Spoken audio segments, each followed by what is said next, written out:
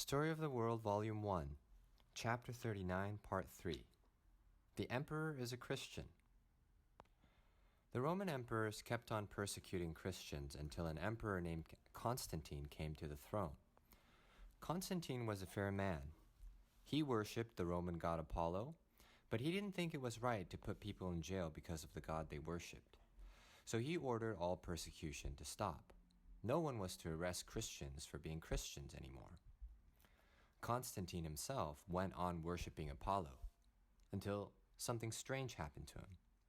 Different ancient writers tell us different stories about Constantine. Some say he had a dream.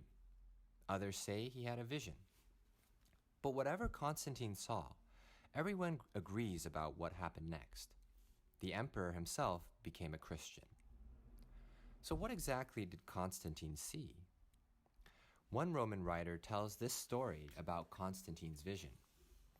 Constantine was marching toward the most important battle of his life. He had fought the enemy for months now and had not been able to triumph. The coming battle was his last hope. Would he win? Would the Roman Empire remain safe? Or would his soldiers be defeated, driven backwards by the enemy and forced to surrender? He would know tomorrow where they met the enemy at the Milvian Bridge. He looked behind him at his army. They had fought hard against invaders and won. But now they were so tired they could barely drag themselves along. Their feet hurt, their heels were blistered in their shoes, and their armor was heavy on their shoulders. Constantine glanced up at the gray, cloudy sky.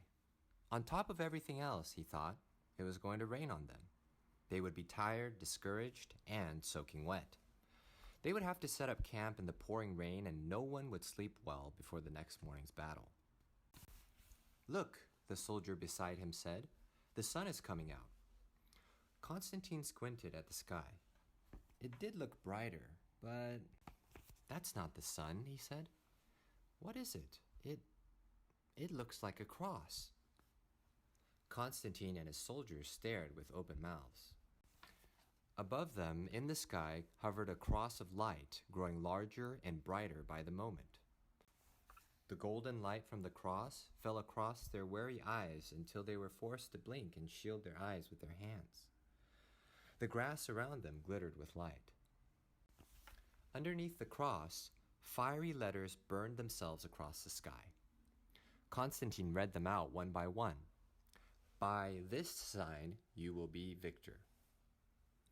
"It is the cross of Christ," Constantine gasped. "What does it mean?" the soldiers asked. "It means that we must fight for God," Constantine answered, "the God of the Christians." When they set up camp that night, Constantine sent out an order to his men. Every soldier must have the sign of Christ on a shield. He ordered, "Until that is done, we will not go to battle."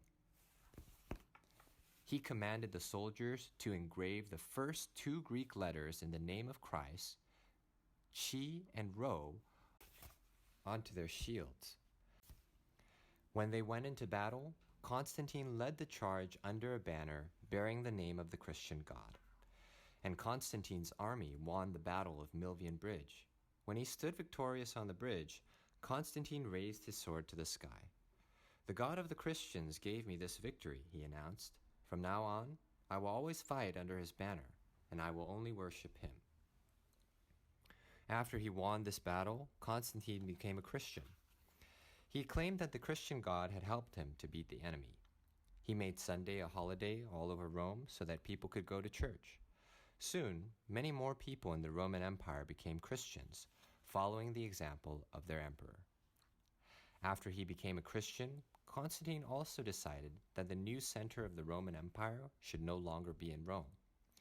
After all, at this point in time, Rome was an old city, beginning to look shabby and run down. Constantine moved the capital of the empire to another city that he named after himself, Constantinople.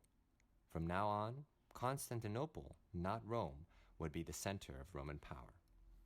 But that power would not last very long.